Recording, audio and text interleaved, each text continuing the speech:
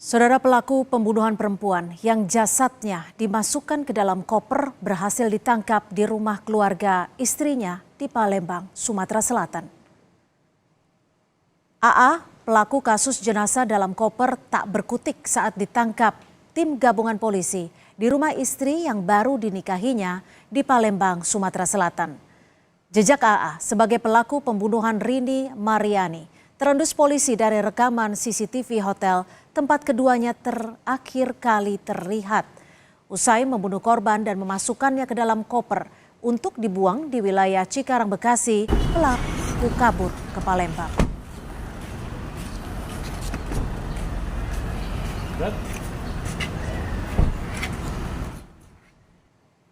Sejumlah fakta mulai terkuak di balik pembunuhan Rini Mariani, perempuan yang jasadnya ditemukan di dalam koper di wilayah Cikarang Barat pada pekan lalu.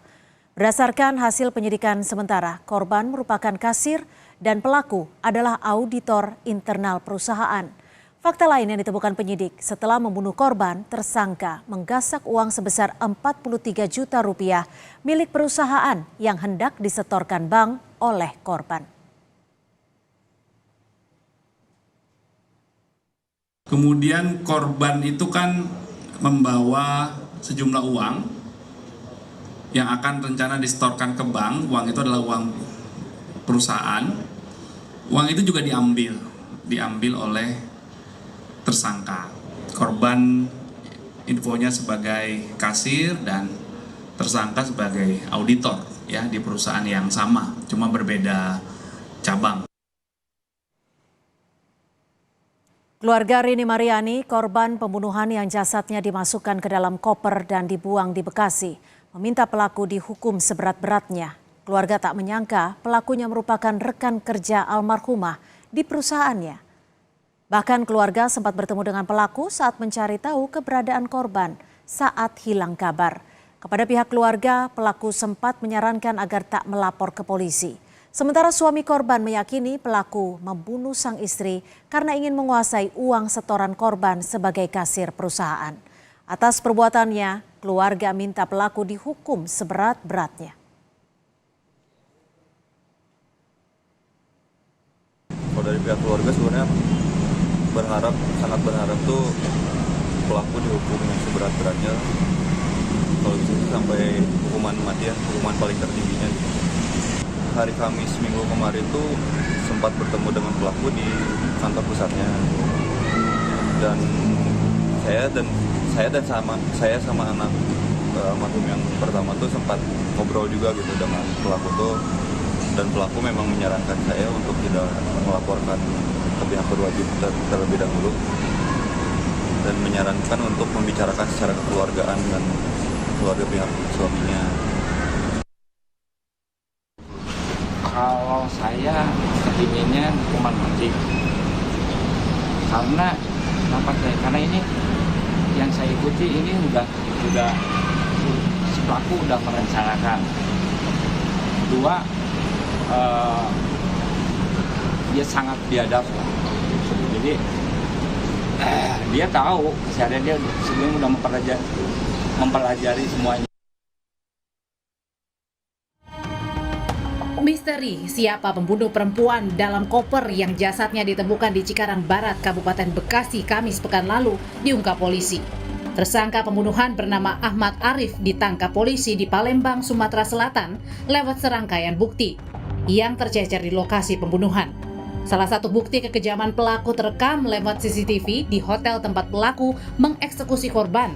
Rekaman CCTV memperlihatkan detik-detik pelaku beserta korban masuk ke dalam sebuah kamar hotel di kawasan Bandung, Jawa Barat. Keduanya tiba di hotel pada Rabu 24 April lalu dan setelah kurang lebih 9 jam, pelaku keluar dengan membawa koper berwarna hitam yang berisi jenazah korban. Berdasarkan keterangan polisi, korban dan pelaku merupakan rekan kerja. Dalam kasus ini, pelaku diduga mengincar uang perusahaan senilai 43 juta rupiah yang dikelola korban. Pakar psikologi forensik Reza Indragiri menyebut, dalam mengungkap kasus ini, polisi perlu mendalami latar pembunuhan yang dilakukan pelaku. Yang lain adalah motif instrumental. Bagaimana sang pelaku ingin mendapatkan manfaat tertentu dari diri korban. Nah, persoalannya adalah apakah pelaku memang sungguh-sungguh sejak awal punya niatan untuk menghabisi korban, ataukah ini merupakan tindakan penganiayaan yang mengakibatkan orang meninggal dunia. Itu yang perlu dicek atau diinvestigasi oleh pihak kepolisian. Sebelumnya, Kamis pekan lalu, jasad korban yang berusia 50 tahun ditemukan dalam sebuah koper di wilayah Cikarang, Bekasi, Jawa Barat. Tim Liputan, Kompas TV.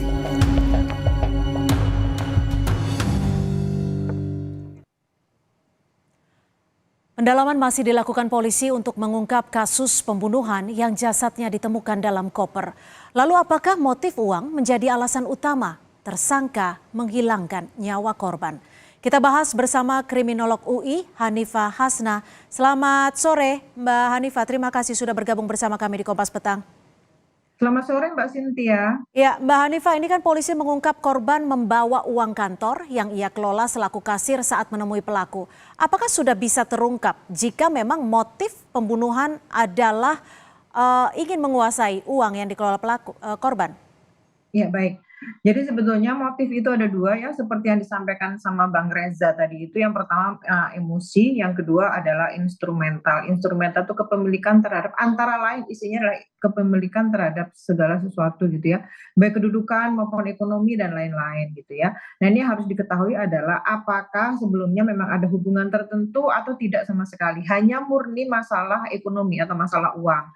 Karena kan kita tahu di balik itu semua polisi juga sudah mengungkap bahwa si pelaku ini mengambil uang itu untuk membiayai pernikahannya gitu. Jadi ini harus diungkap lebih jauh. Mbak Hanifah, ini kan pelaku juga sempat menutupi kasus ini kepada keluarga saat keluarga mau mencari korban dan juga dikatakan lebih baik tidak melapor ke polisi. Ini apa yang dilakukan pelaku? Apakah memang sudah ada niatan untuk mengaburkan motif pembunuhan?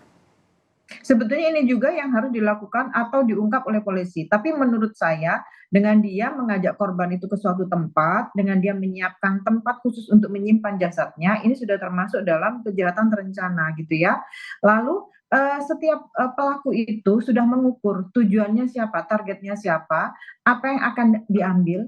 Yang ketiga itu sumber daya, kekuatan dari korban itu maupun kekuatan dari diri sendiri. Selanjutnya adalah resiko yang akan dihadapi. Nah, resiko yang akan dihadapi inilah yang membuat pelaku itu bisa membuat skenario baru untuk menutupi perilaku jahatnya tadi itu. Mbak Hanifah, apakah ini sudah bisa dipastikan bahwa ini merupakan pembunuhan berencana atau tidak? Karena kan diduga kejadiannya terjadi di kamar hotel. Dan seperti yang disebutkan tadi oleh Mas Reza bahwa kita tidak tahu apakah penganiayaan yang berujung pada kematian korban atau seperti apa. Menurut Anda seperti apa? Banyak hal yang harus diungkap ya. Terutama seperti ini, ketika Bang Reza tadi bilang, apakah ini ada hubungan khusus gitu ya? Bisa jadi ini menjadi kejahatan atau pembunuhan tidak berencana ketika dua orang tadi itu masuk ke dalam kamar hotel, terus dia sesuai kesepakatan, lalu dibunuh dengan menggunakan barang-barang yang ada di situ, sehingga dia tidak mempersiapkan. Tapi ketika dia membawa ke tempat itu dengan tujuan tertentu, menyiapkan koper untuk memasukkan, artinya ada baju-baju yang tidak masuk ke koper itu lagi, berarti ini sudah direncanakan. Mbak Hanifah, terakhir, ini kalau kita lihat dari rekaman CCTV, tampaknya terduga tidak melakukan pengancaman saat itu karena dilihat dari korban yang dengan sukarela masuk ke kamar hotel. Bagaimana Anda melihat ataupun menilai saat tindakan tersebut? Jadi oleh sebab itu ya kita perlu tahu kenapa si korban ini merelakan diri diajak ke hotel. Apakah sebelumnya punya hubungan khusus sehingga dia merelakan diri untuk menjadi korban dalam tanda kutip ya, merelakan diri untuk masuk ke dalam hotel itu, atau ada iming-iming tertentu apa gitu, apa sejauh mana kedekatan mereka sehingga biasanya perempuan diajak ke hotel kan dia tidak mau gitu loh. Apakah ada rapat tertentu? Kalau rapat tertentu apakah harus masuk ke dalam kamar hotel gitu ya? Ini yang harus diungkap oleh polisi. Benarkah hanya rekan kerja atau ada hubungan lain sehingga korban bisa memberikan dirinya untuk dibawa ke tempat yang sangat-sangat bahaya karena sangat-sangat privasi. Mbak Hanifah, kalau korban sudah meninggal dunia, sudah kehilangan nyawanya, studi forensik apa yang bisa dilakukan untuk mengungkap secara menyeluruh penyebab kematian korban? Oke, jadi yang tadi itu diungkap dari CCTV itu termasuk sebagian dari forensik. Selebihnya adalah apa yang dilakukan dalam proses pembunuhan itu. Kan kita tahu ya, kepalanya kepalanya remuk gitu ya. Jadi menggunakan barang apa si pelaku itu melakukan pembunuhan. Ini yang perlu dibongkar oleh kepolisian sehingga kita tahu sejauh mana mereka melakukan pembunuhan ini, perencanaan pembunuhan ini. Hmm. Karena itu yang menentukan pasal-pasal yang akan diberikan kepada pelaku. Baik, terima kasih atas perspektif Anda, Hanifah Hasna, kriminolog UI, sudah bergabung bersama kami di Kompas Petang. Selamat sore. Terima kasih Mbak Cynthia.